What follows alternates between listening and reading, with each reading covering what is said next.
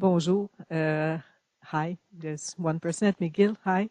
I'm Danielle Gauvreau, Academic Director of the KICS, and I'm very happy today to welcome Mr. Jungwee Park from Statistics Canada, who is going to present a seminar entitled Job-Related Training of Immigrant and Older Workers. Mr. Park has a PhD in sociology, with also a minor concentration in health, which certainly explains his position at Statistics Canada as a senior analyst in the Health Analysis Division. He's the author of many research papers published with Statistics Canada on issues related to health, some of them to immigrants as well, and other topics as well. He's also affiliated with University of Ottawa, where he teaches. He was teaching actually this morning, so we really thank him for coming right from this class to this seminar, and I'll leave him to present this talk. Thank you very much, Danielle, for a nice introduction. Okay, I don't know exactly how should I be located. Can I stand here and do the presentation?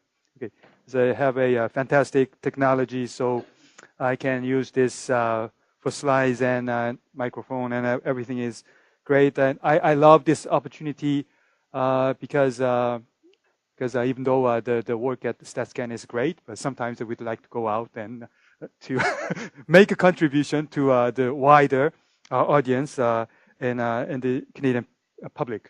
So today's topic is job-related training. And this is based upon two projects, actually two articles I wrote last year. So this is not the one project, but two. So it's kind of hard for me to kind of combine the two sets of slides into one. So I couldn't find any creative way. So I'm going to talk about the job-related training of immigrant workers first, and then I'll continue with the kind of skipping the overlapped ones. But I will continue to talk about older workers, their job-related training. So backgrounds for the first project for immigrant workers, because first of all, the immigrant workers, they come to Canada, and integration into Canadian economy. What's very important part is getting a job, of course, and then getting a quality job, and getting the respectable career. That's very important, and more so, kind of basic condition to obtain a quality career is education, and especially given the fact that their kind of work experiences and degrees and educational background, those kind of things are not recognized as much as we desire. So job-related education is very important, especially important for immigrant workers. That's what we can learn from the literature. But at the same time, unfortunately, immigrant workers, they tend to have a lesser levels of participation in job training. So this study, and at the same time, we have learned by many previous studies that there exists clear link between job training and productivity growth. So it's good for the employer. And for the immigrant workers, the clear link between their job training and their integration into the Canadian economy. And also, some reports mentioned the specific immigrant status or immigrant groups. For example, the recent immigrants, or the immigrants who arrived in Canada as adults. They have lesser opportunities in job training. So we'd like to kind of identify specific groups of immigrant people who happen to have a better or worse opportunities in job training. So specific research questions include number one, to what extent do immigrant employees participate in job-related training, especially compared with Canadian-born workers? Second is, are there any subgroups of immigrant employees who show significantly different levels of population in job-related training compared with not just compared with non-immigrant Canadian-born workers, but other groups of immigrant employees. Number three, are there differences in the intensity of job-related training between immigrants and the Canadian-born workers? So intensity, the intensity of job-related training, that means how many hours they take as a job-related training, or how many courses, things like that. Not just the fact that I participated in the job-related training, but this is more kind of in-depth information. How many hours, how many courses, how many times, things like that. And next research question is, which demographic and labor market characteristics are related to the likelihood of immigrant employees' participation in job training? For that, we did a multivariate analysis among the immigrant workers. So what could be the potential factors that help immigrant workers participate more in job-related training, or what are the kind of the factors that prevent them from taking part in job training activities? And the very last research question is, to what extent do immigrant employees perceive barriers to job-related training? The survey I'm going to use, actually I used for the two projects, is ASETS, the education survey. Well, I'm going to talk about the data set as well, but interesting thing about this survey is it provides us with information not just about the levels of participation or the types of job training, things like that, but the respondents perceived a subjective the feeling about it. So specifically the perceived barriers. So specifically we asked, okay, for the past year, is there anything, any opportunities you need to take as a job-related education, but you could not? So that's the question about the perceived barriers to job-related training. Data source, as I said, ASETS, the Access and Support to Education and Training Survey, and it covers 18 to 64.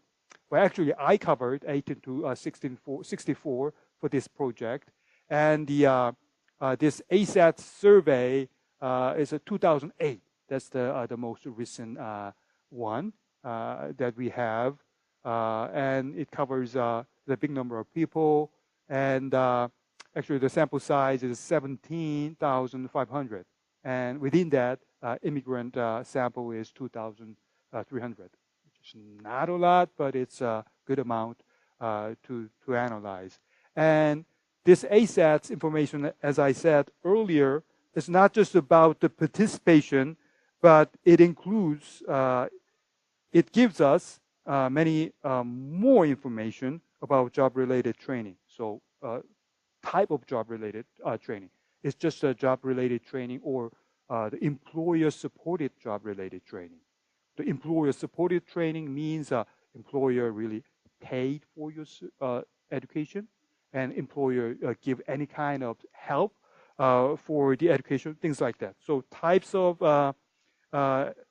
education, it's covered by the survey, and also its survey asks respondents about subject matters of job-related training as well. So what kind of job-related training did you have?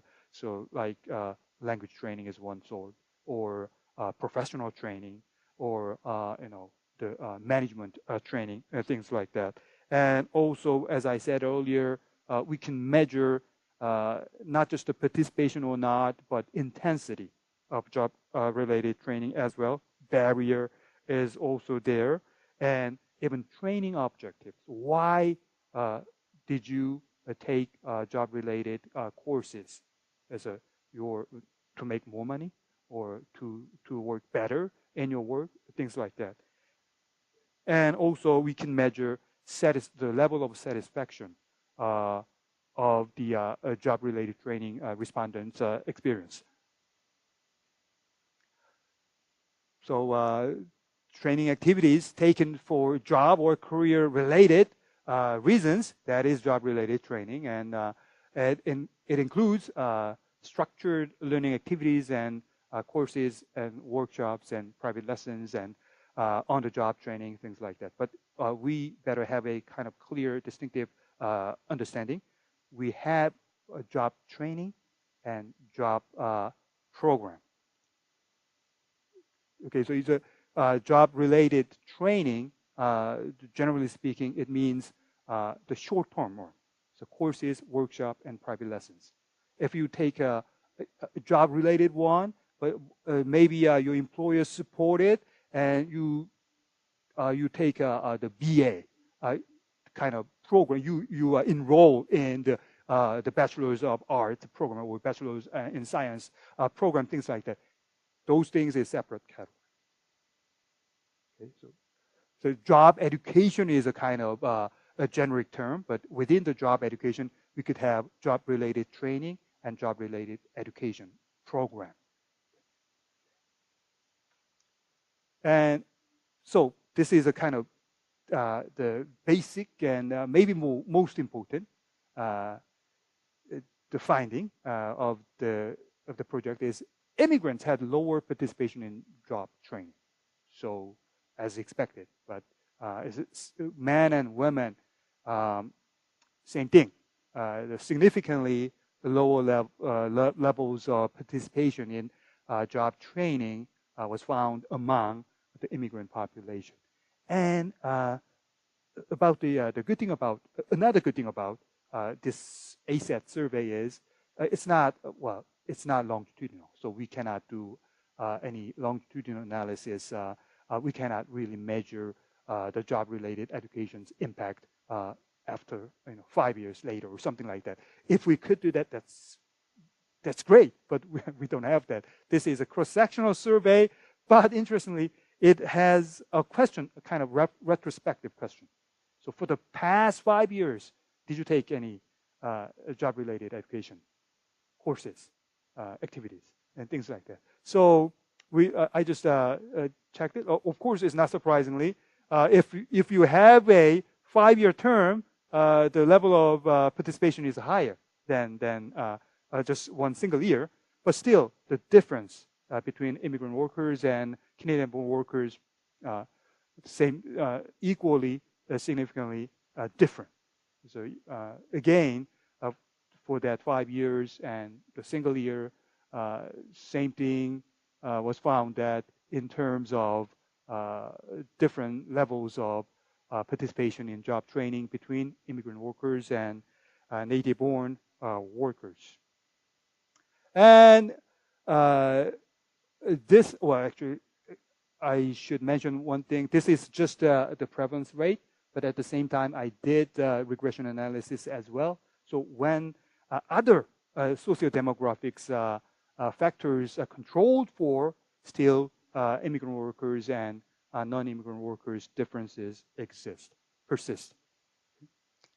So this one is a participation the rates in job-related training by different types of immigrant groups. So the first one is a kind of general thing. A Canadian-born is a reference group, and it has a 35% versus immigrant workers, total immigrant workers, 31% for men. For women, 37, 33. So significant differences were found. But how about the immigrant class? So immigrant class, so family class, economic immigrants, and refugee and others. And we found the family class. Family class is the group who really shows the statistically significant difference from Canadian-born reference group. Okay. And in terms of citizenship, non-citizen for man, and the non-citizen for man is actually for women doesn't matter. Compared with the Canadian-born, they show the low rates of participation, but non-citizen for the man's case showing especially low levels of participation. And I checked as well the age at immigration. So you immigrate if you immigrate as adults. If you arrive in Canada as adults. In such cases, we found the low levels of participation in job-related training. And this kind of same logic, years since immigration, you are the new immigrant, your years of stay in Canada is shorter, smaller, then you have significantly lower levels of participation in job training. And country of birth is many groups, but for the sake of simplicity of the studies, I kind of grouped them widely. So U.S., Northern and Western Europe, that's one group, and other countries. So if you, for the woman's case, if you immigrants and you emigrate from non-U.S. and Northern Western Europe, so you're coming from like Asia, you're coming from Latin America, you're coming from Africa, you're coming from the other parts of Europe, Eastern Europe, and you're coming from Caribbean countries. In those cases, we have lower levels of job-related training reported. And this is the result of the logistic regression multivariate analysis, and I calculated ratio of predicted probability. And well, I have to kind of make another advertisement about the survey. This survey has a detailed information about education and job-related education, types of education, and the contents of education, and the barriers of education, all kinds of things. But we have some other factors to kind of cross with those factors, right? So this one has a detailed, as you can see, immigration-related variables. Well, we have hundreds of surveys conducted by Statistics Canada, but many of them have those information, but not all. So this ASETS survey has detailed education information, but as well detailed immigration information and labor market information as well. So that is the uniqueness, and that's the kind of the thing that help you conduct a meaningful studies, touching upon immigration variables and socio-demographic variables and labor market variables and education. So here I could do in my analysis, I could do occupation. I could include the permanent versus non-permanent, and I could do the public sector, and I could do firm size and industry, things like that. Actually, I did included more, but I tried to show the kind of significant results only here. So this part, these two columns, is the findings of the Canadian-born workers. So separate analysis. And this is these two columns indicates the findings of the immigrant workers. So if you want to know, if you want to really identify what kind of factors, what kind of situations, what kind of conditions that immigrant workers have, prevented them from participating in job-related education. This can provide some answers to that. So big big thing, so men and women is, well, the line is not perfect, but this is occupation requiring low levels of skill. So low levels of skill occupation, if you hold such occupation as an immigrant, then your chance, especially low. Your tendency to participate in job-related education is especially low here. If you are, even if you are an immigrant, you have occupations requiring university education, then maybe that situation may be better. But even among immigrants, this low level occupation holders, they have especially low levels of job-related education its participation.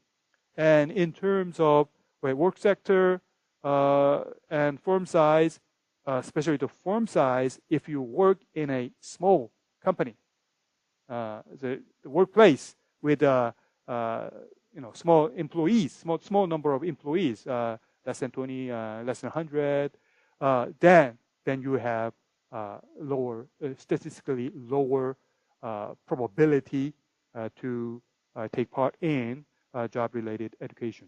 And good producing industry versus service producing industry, as consistent with the literature, service producing industry provides maybe more opportunities in job-related training.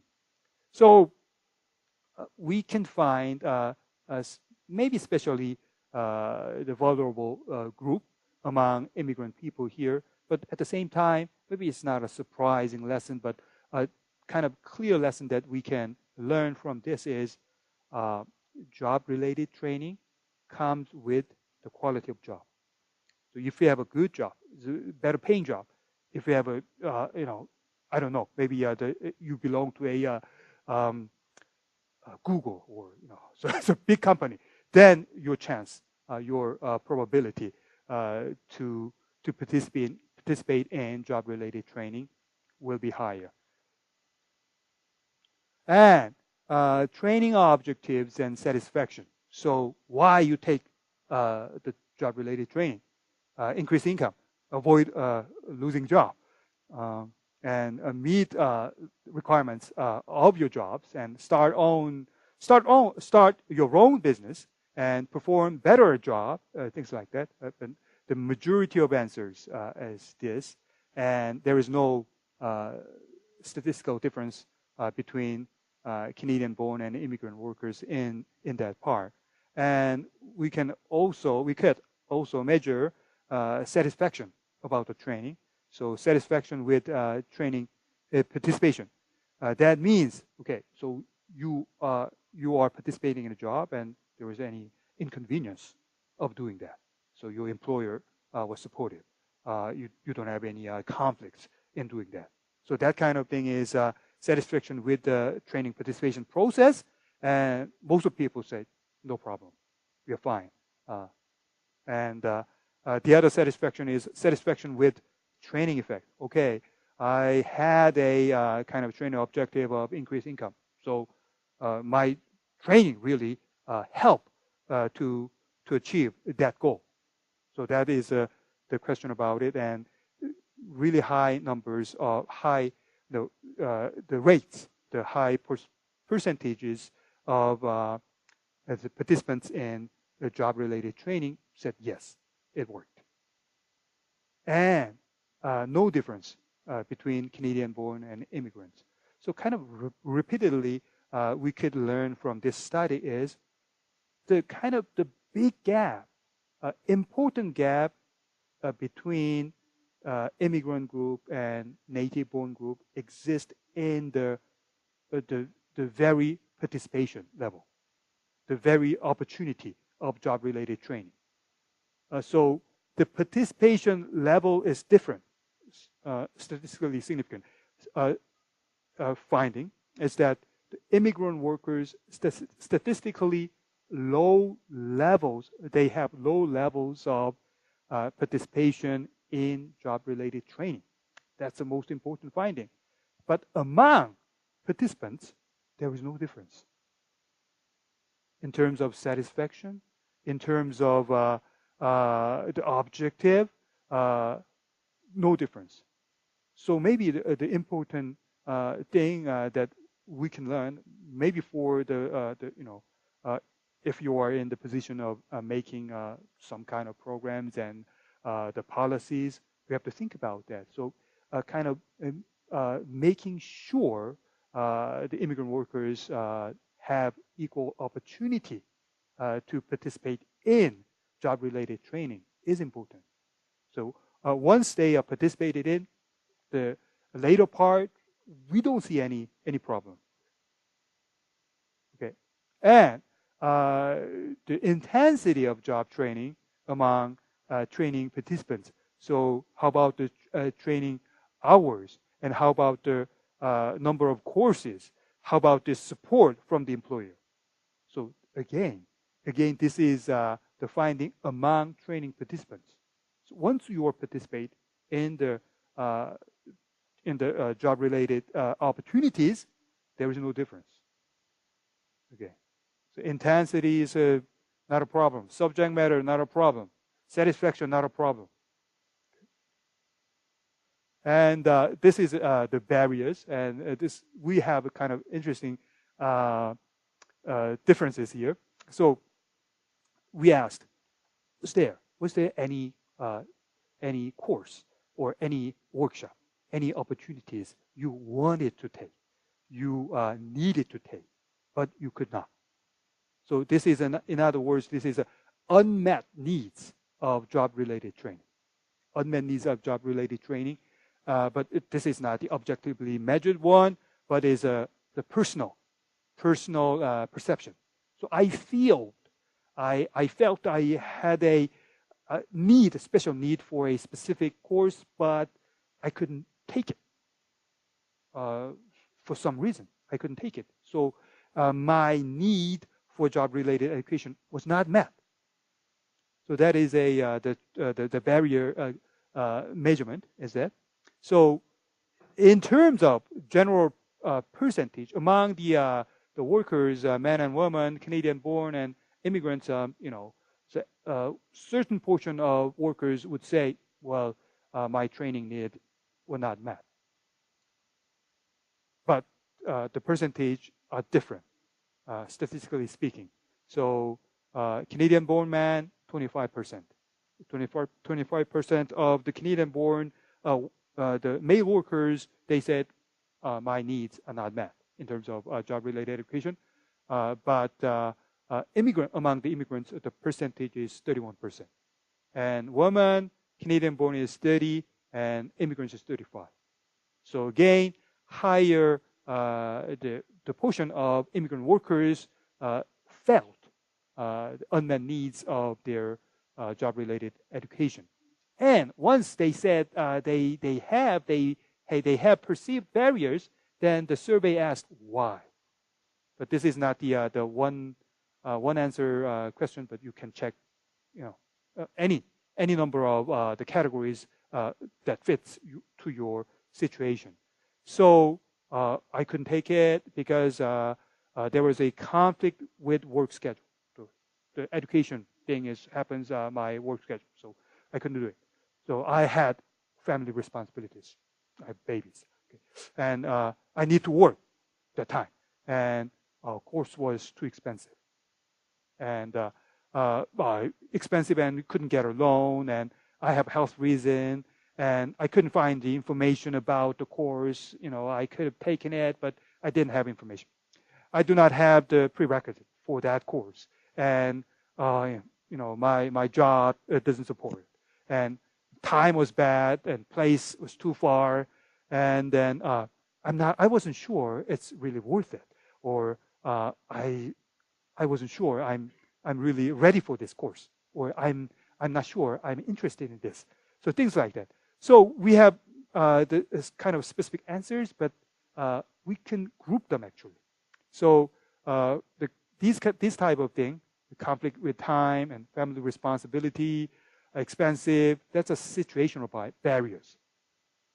And then on the other hand, couldn't find information, inconvenient time and place, no employer support, prerequisite issue, that's the institutional barriers. And not sure about it, that's kind of personal dispositional barriers. We can group them. And then, well, actually, the categorization is based upon, we could do like factor analysis, but actually, this type of the categorization is used repeatedly from the previous studies. So I have made it consistent with the previous studies. Kind of interesting finding about these barriers is the immigrant workers kind of high levels of the barriers found, especially in situational barriers, especially the family responsibility and the cost issues, too expensive, and need to work too. And the family responsibility is a factor actually for higher levels of the perception of barriers for immigrant man and women workers in both cases. And the cost was an issue for the male workers. So the levels of perceived barriers is higher among immigrant workers, and they reported, it's a self-reporting, but they self-reported that situational barriers, situational factors actually prevented them from participating in job-related education. And the subject matter, it could be managerial, supervisory training, and computer, hardware, software type of training, and apprenticeship or equipment and sales, and professional training, occupational health and safety, and group decision making, problem solving, and team building, communication type of things, and orientation. You are the kind of new person in the job, maybe a new division, or then you may need a education related to orientation, and personal development, and language training, and basic skills, things like that.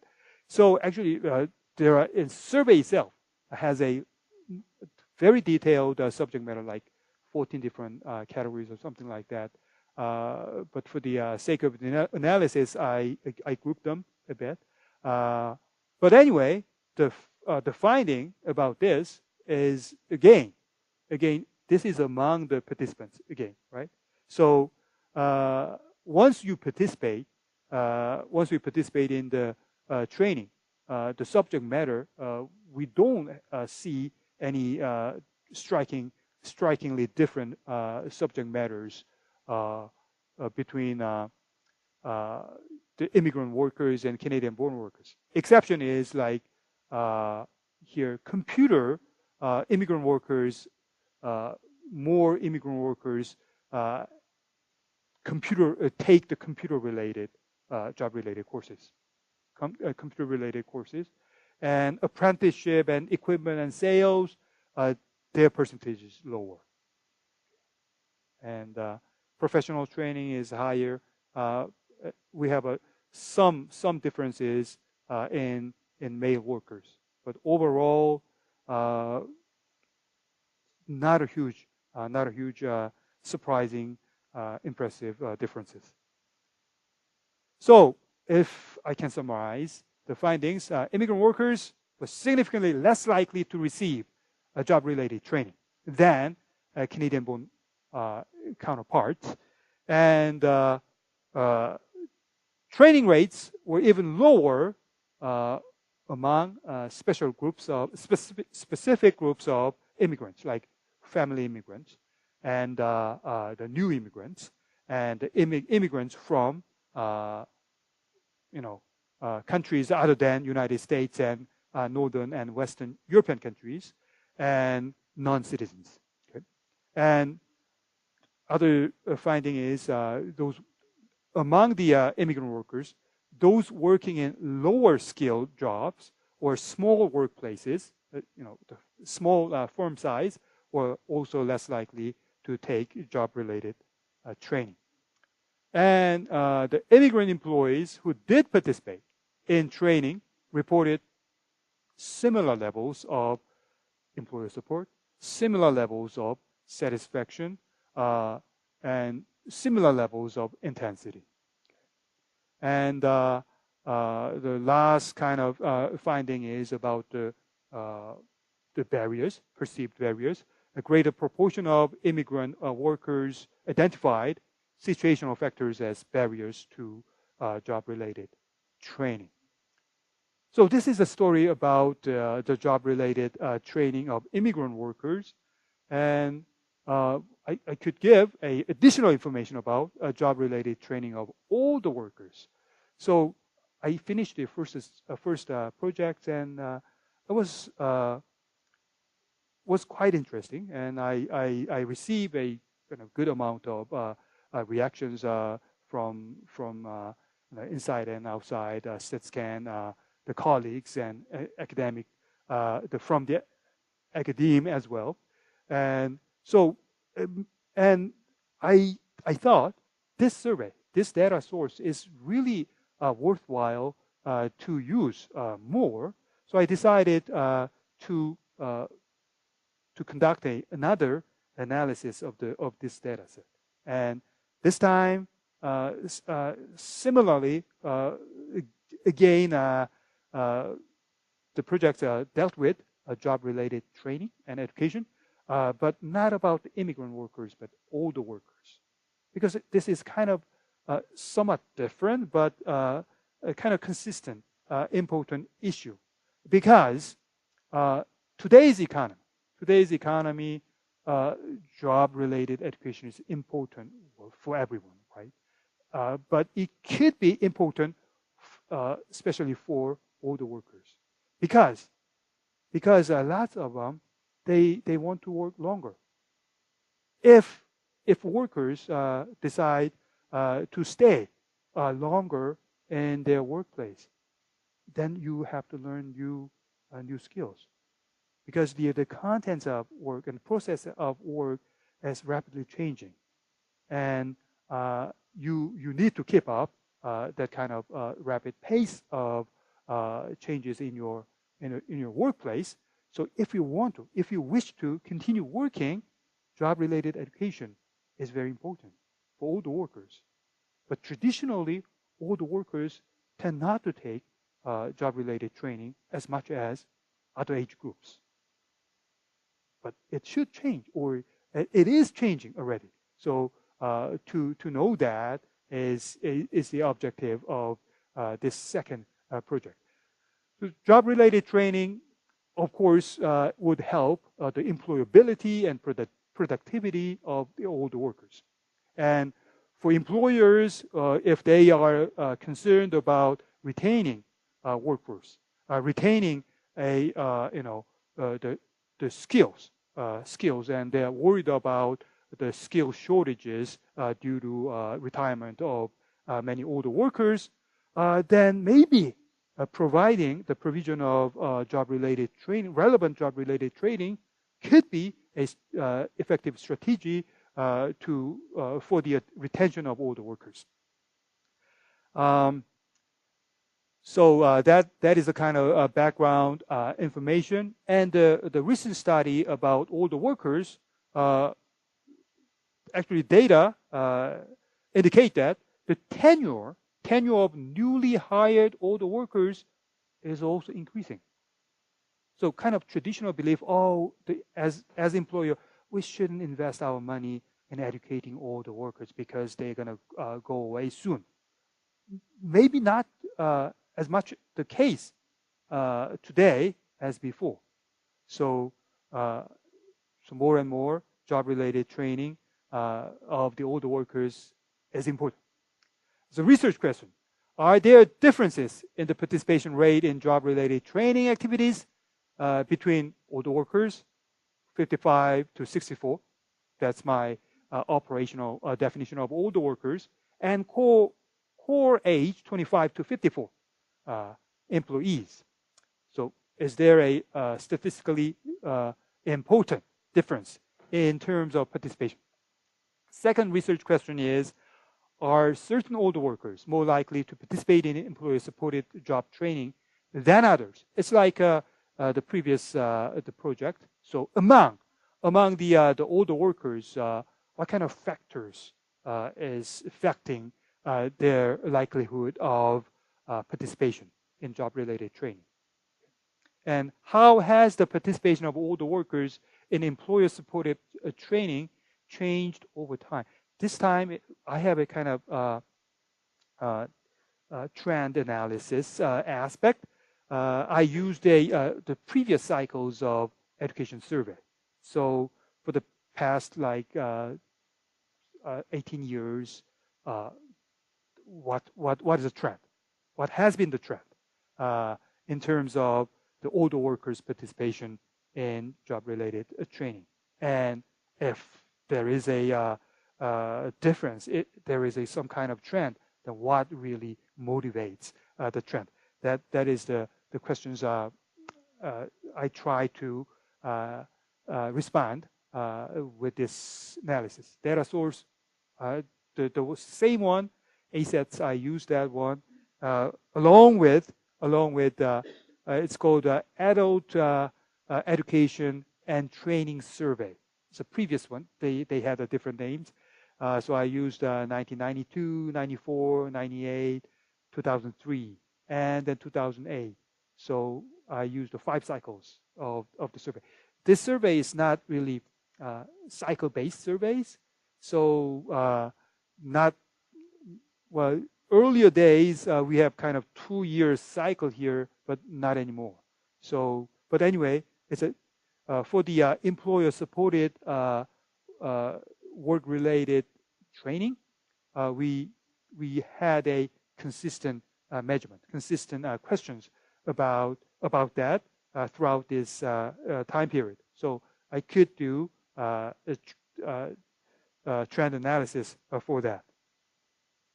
Okay, the first, this is the multivariate analysis results. So controlling, while controlling for other factors, we had odds ratio here, and then so 25 to 54, that's a reference group, the core age workers, and among the older workers, we make 2 groups, 55 to 59 and 60 to 64, and consistently we have a lower rates of participation, lower odds of participating in job-related training among older workers.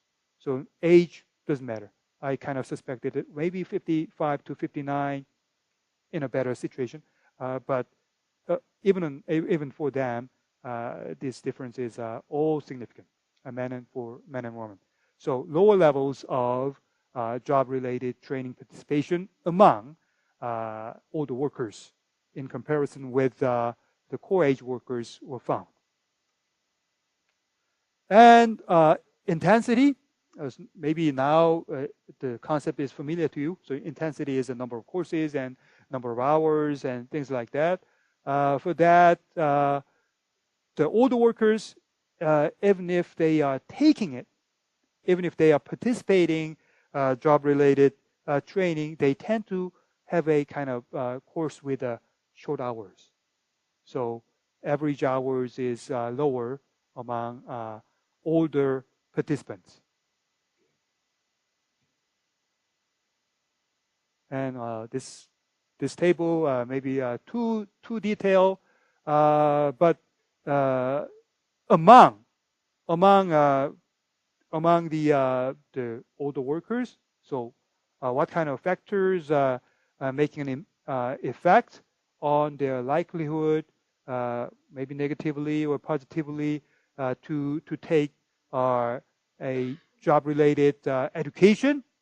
What we could find was the personal income. Though low income, then lower likelihood to participate in employer-supported job training. So the survey was great, but it doesn't have the variable of wage. So the personal income is the best possible proxy of the wage. So I use personal income. So low personal income, then lower chance. And education also matters, lower education. So it may be the low personal income, low education, maybe have a kind of a combined effect on the job quality that you have. And in terms of job characteristics, non-permanent, the permanent versus non-permanent. If you have a non-permanent job, then women's case, you have a lower levels of job training, which is not really surprising. And in terms of occupation, compared with the white-collar job, the sales and services, lower levels of job training participation. And workplace characteristics, the public versus private sector. In private sector jobs, lower levels, lower likelihood of participating in job training. And firm size, same thing with the immigrant case. The small workplace, less a chance. And industry, service producing industries, again, there's a consistent results. Service-based economy industries, they provide more opportunities in job-related education. So next, this one is the trends analysis from 91 to 2008, almost 20 years. And this is the employer-supported training of older workers. So it was like 12% in 1991, and kind of the trend is consistently increasing. And now is about 27, 28% in 2008. So we have a very clear trend over here for men and women, both. Employer-supported training of older workers has increased. And kind of another thing we'd like to know is, okay, it has been increasing, but how about they're really catching up with the young workers? That's another question. So this is about the gap. So the gap between older and with core age group in employer-supported training has decreased. So in other words, like in 1991, the young workers, core age workers, their chance to participate in job, the employer-supported training is like 2.5 times higher than older workers, but now is 1.4 times. So the gap has decreased, which may be a good sign. And okay, so the gap is the older workers, and more older workers are participating in job-related and employer-supported training. So what makes that change? What has made such change? So for that, I did the Blinder-Oaxaca decomposition analysis. So based upon that, what we learn is education is a huge thing. Education. So today's older workers is a lot more educated than older workers before. So, and that's the big thing. And we have more public sector workers and maybe the more service industry workers, things like that. But important, that's the important thing. But it cannot explain everything. So even considering education and such labor market changes, labor market shifts over time, make an impact on the levels of older workers, participation in job training. Still, like 1/3, 34% of the change is from older workers, not from these factors. So, summary of findings, I'm going to mention that again, but generally speaking, older workers are significantly less likely to take job-related employer-supported training than their core age colleagues, counterparts. And older workers with lower personal income and older workers with less than post-secondary education and older workers with temporary employment or those with sales or service jobs and those working in a private sector rather than public sector and working for the goods producing industries, they are significantly less likely to participate in training than others at the same age. And the training gap between older and younger workers has narrowed over time, as we saw in the previous slides, as the training rate for older workers more than doubled from 1991 to 2008. So more and more older workers participate, and the gap narrowed down. Okay, the last point is about actually the previous slides. About 62% of the increase in the training participation rate among older workers, networks, was attributed to increases in educational attainment and changes in the types of jobs held by more recent cohorts, which means another 38% is coming from their age effect. So if you have any questions and comments, you can contact me with this the contact information. So I kind of summarized the rapidly two projects about the job-related training this afternoon. So if you have any comments, questions, and I love to attempt to answer those. Thank you.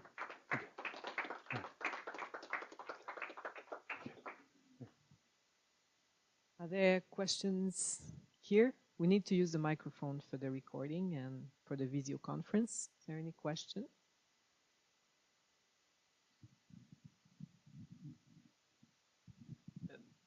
The first paper on immigrants reminds me of a really similar paper that Brian Boudarba and Maud Boulet produced, where they compare the job training between immigrants and native, and they do a Blinder-Oaxaca decomposition. I was wondering if you were familiar with that paper and whether or not you did some comparison, because it's quite similar in the results. So is it Canada? Canadian? No, data?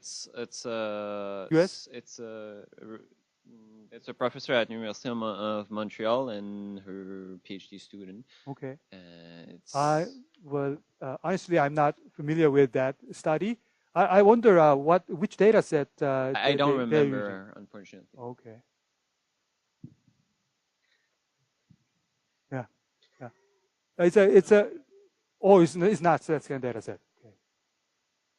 Okay. That was my well, comment. I love you to. should I look love into to, that because there's definitely some comparison to be made. Okay. If I knew, I would have used that reference. But I'm glad to know that someone else is already studying that subject matter. Yeah. Okay. The question I had was on the first research on the immigrants. Was there a reason that U.S. and Western and Eastern Europe were together and all the others were put in the other categories? Because wasn't there enough people to separate more? Or? Yeah. So sample size issue is the biggest one, and that was categorization is kind of arbitrary one. So there is no standard kind of thing. Okay. But at the same time, we kind of suspect that the home country would make things different. So U.S. and North and Western Europe kind of advanced economy, the country with advanced economy and other groups. So we have two categories. Okay. Yeah. Maybe, I don't know. If the sample size allows, then we better have a more detailed categorization. But we couldn't do that. Okay.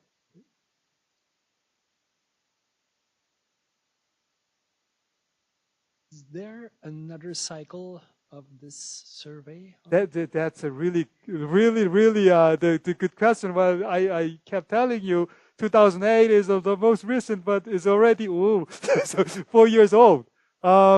So I tried to know that, but I didn't get the definite answer. And as I said earlier, this survey is not really cycle-based. You know, for example, like Canadian Community Health Survey, CCHS, is an annual survey. So every year we do that, things like that. But this one happens occasionally.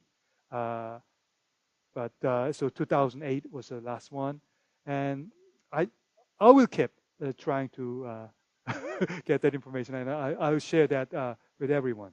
So, but it'll be really great that we can have newer cycle with a consistent the variables. Then we can really see the continuing trend or not. It's like that. I have a question about gender, because most of your analysis were conducted separately on men and women. Yeah. And I was looking at the results, trying to figure out whether there was a significant difference or not, but it's difficult to say based on this. So I was wondering if you conducted other kinds of analysis where we would see the impact. Gender impact. They would be together, and then we would see how it interacts with some of the either older workers and also with immigrants, of course. Yeah. Well, in terms of findings, we have a this in several occasions. Some factor is significant only for one gender groups. So that kind of assures us that it is necessary to have gender-based analysis. But I don't think we have a kind of big story for training. Okay, let me just go back maybe. Yeah. The family obligation. Yeah. That's one thing.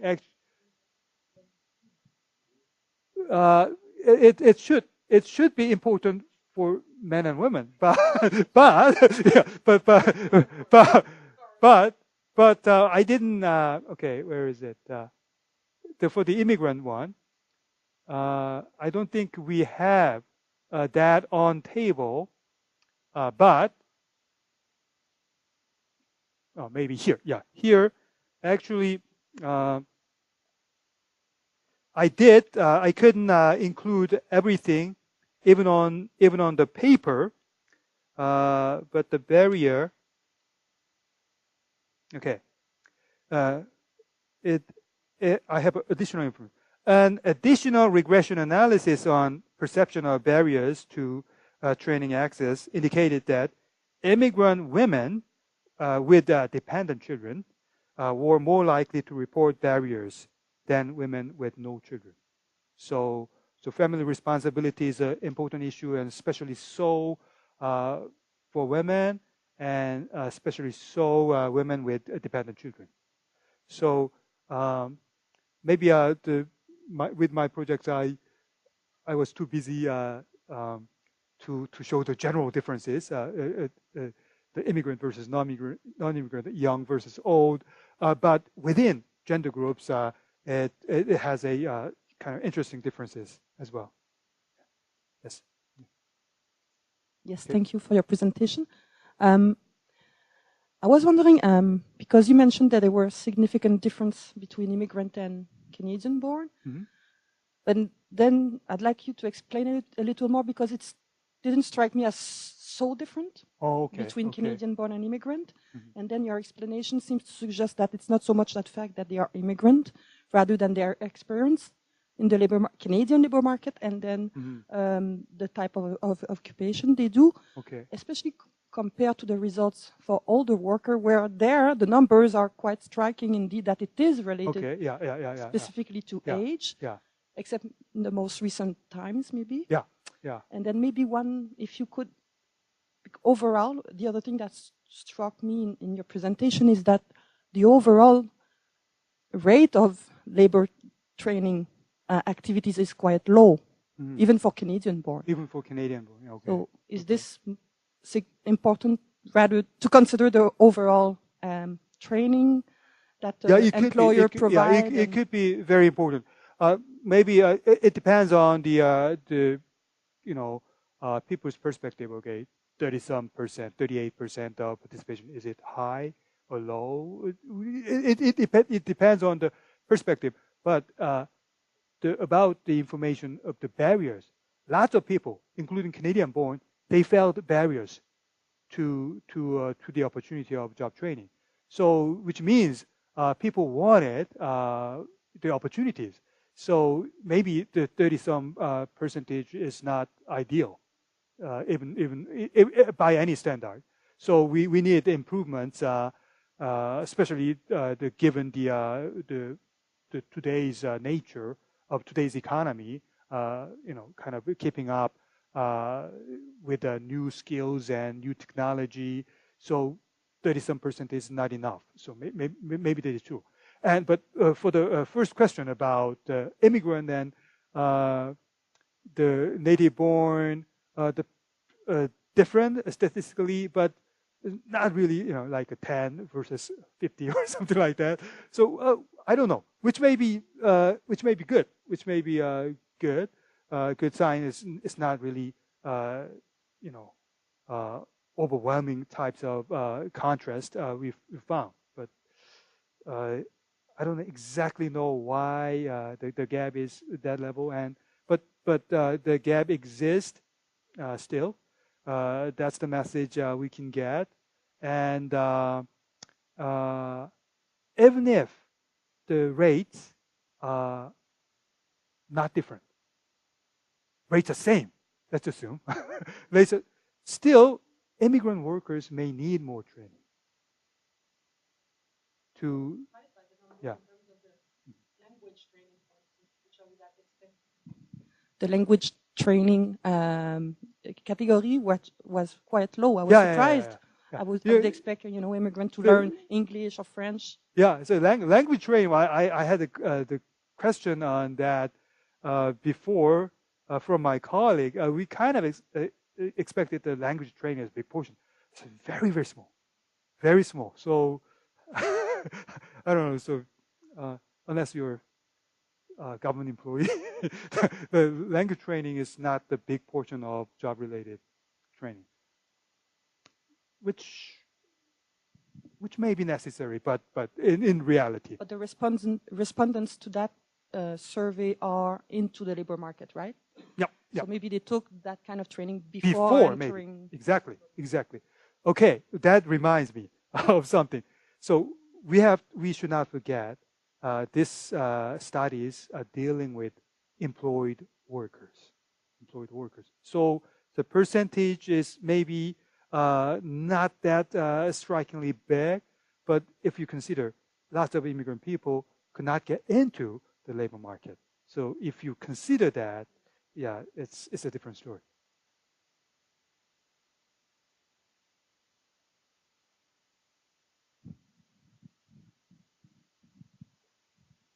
Have you looked into the workplace and employee survey, the longitudinal survey? The WES. WES. Yeah, WES. Yeah. Would there be some data? Yeah.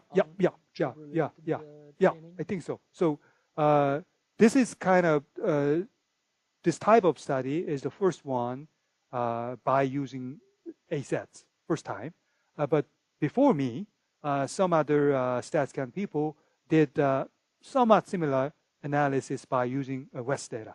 Yeah. So, but this is more recent. Yeah, and their results are there, or because since WES is of course longitudinal one, could they study the impact of job-related training, or? I'm not sure. I do not have recollection about that longitudinal impact. It could, yeah. But generally speaking, the WES study that I am familiar with is quite consistent with that with my analysis. But this data is more recent, so that's why I decided to use this. Are there questions at McGill? No? Okay. More questions here?